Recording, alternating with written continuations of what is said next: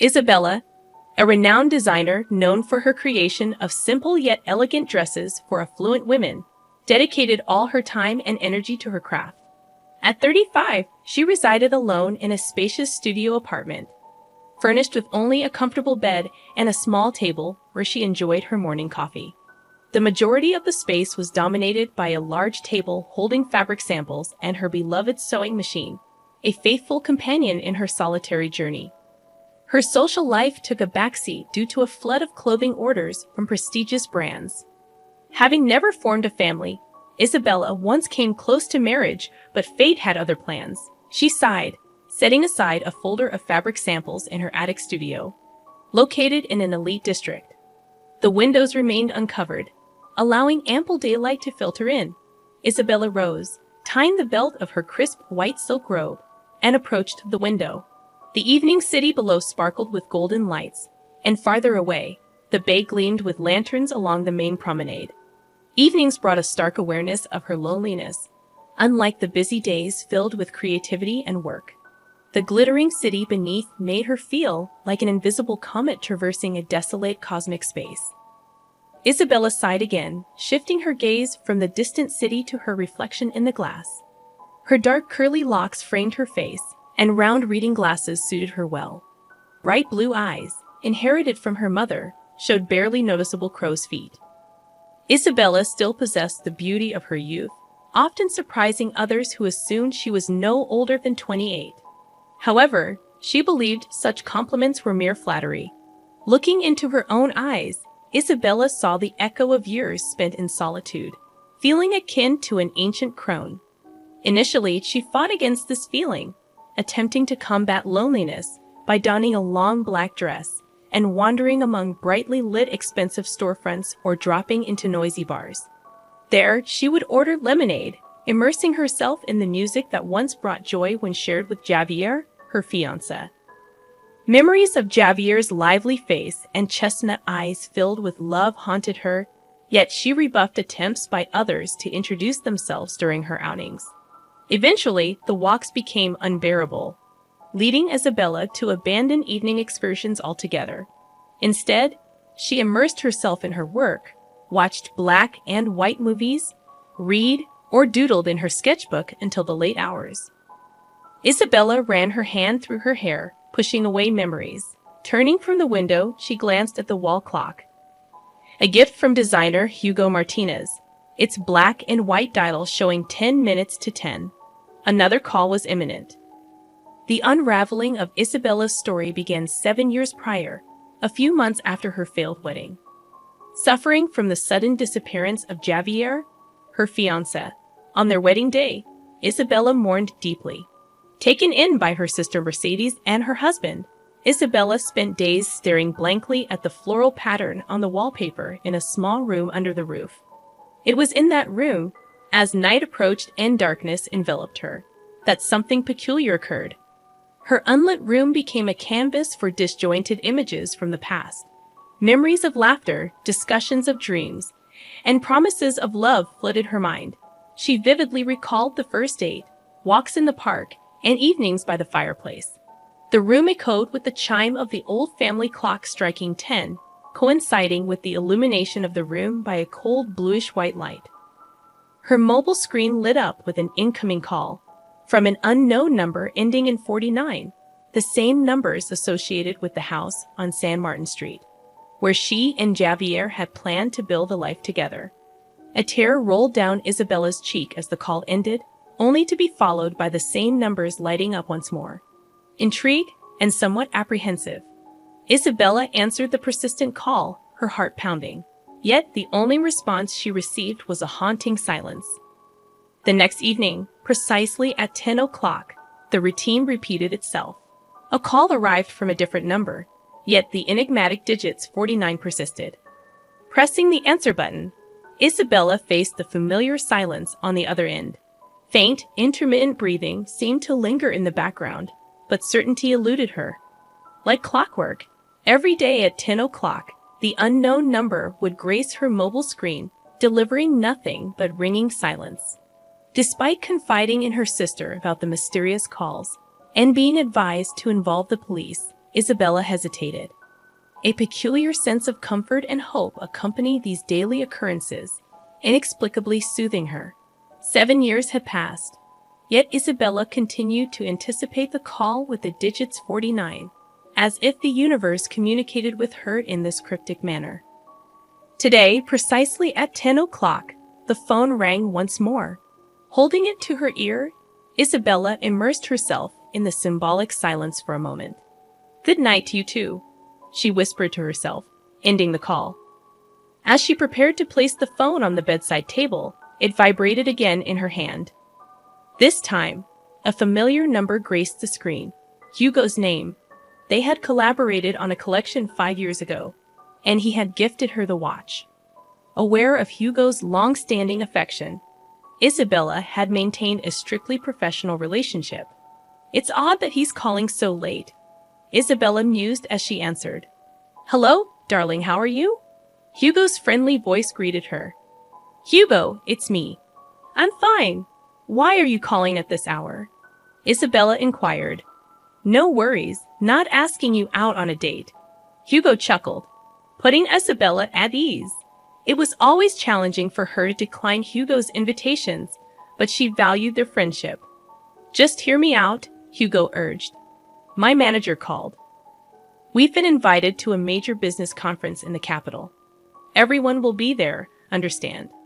A golden opportunity to showcase our new collections, attract prestigious clients, and break into the international market." Isabella.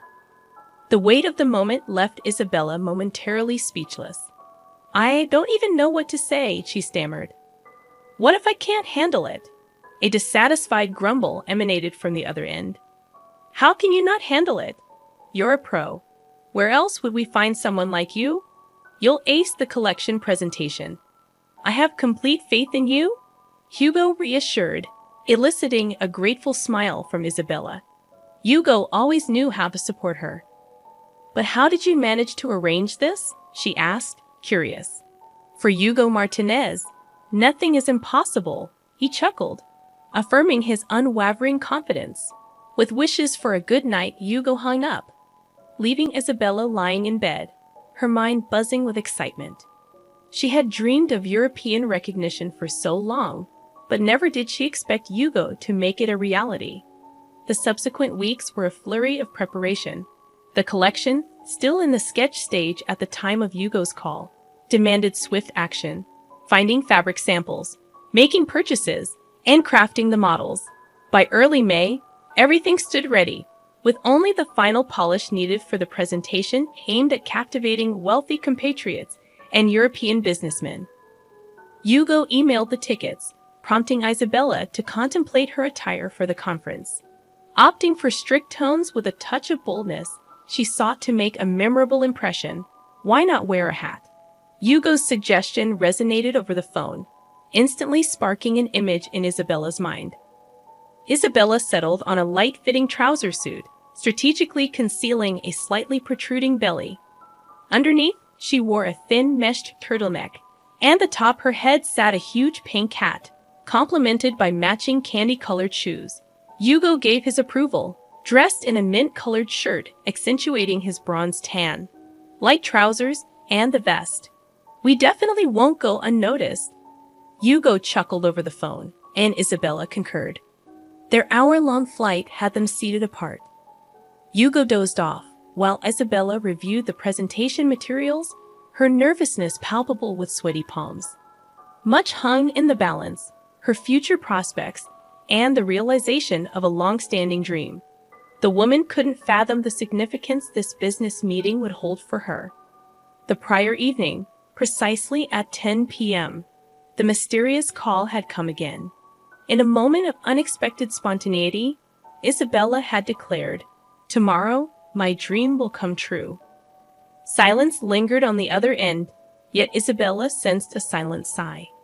Before landing, she managed a brief 10-minute nap, accompanied by a peculiar dream. Walking down the street in a pink hat under bright sunshine, she suddenly remembered the impending conference. In a rush to call Hugo, she realized her phone was missing.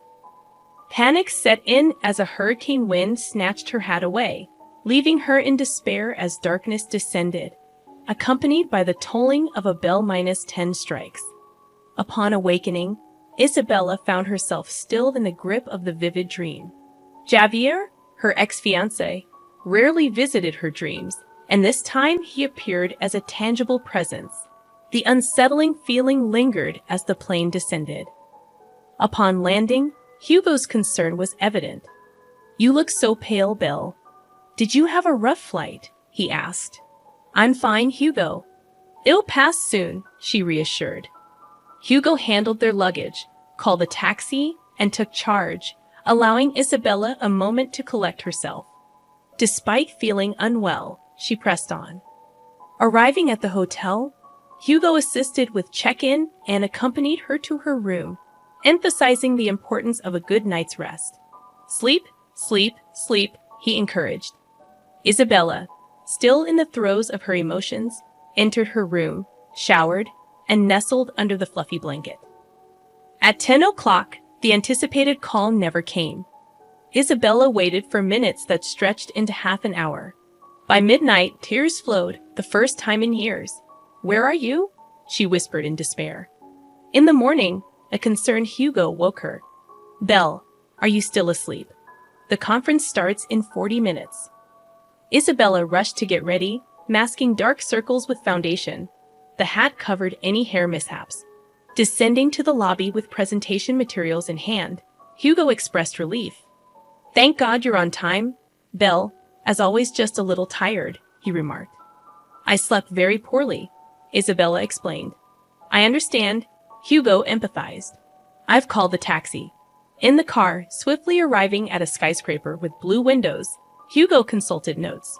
"The conference will be on the 13th floor," he muttered. "Conference room number 49. Isabella froze. Hugo disapproved but refrained from comment. Entering the hall, a diverse crowd had gathered, renowned designers, fashion connoisseurs, and entrepreneurs worldwide. Seated at the front, Isabella momentarily forgot her worries. She was about to address this prestigious audience. Isabella extracted the presentation script from her folder, attempting to immerse herself in it, pushing the lingering unease in her soul aside to focus on her speech. The hall gradually filled with new faces, but Isabella hardly noticed. She only looked up from the text once to confirm that the rail displaying samples of her collection adorned the stage.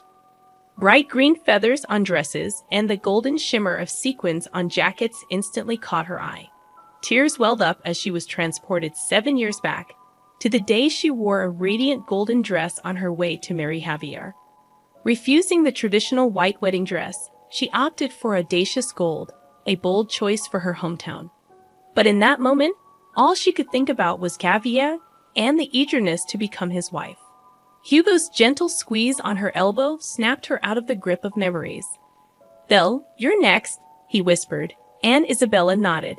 Taking a deep breath, she heard her name amidst applause, stepped onto the low stage, and faced the sea of camera flashes. As Isabella composed herself, ready to begin her presentation, something disrupted her focus. Her heart pounded desperately, and her head spun. What was causing this sudden fluster? Scanning the audience once more, she locked eyes with someone familiar, intense brown eyes belonging to the dearest person in her life.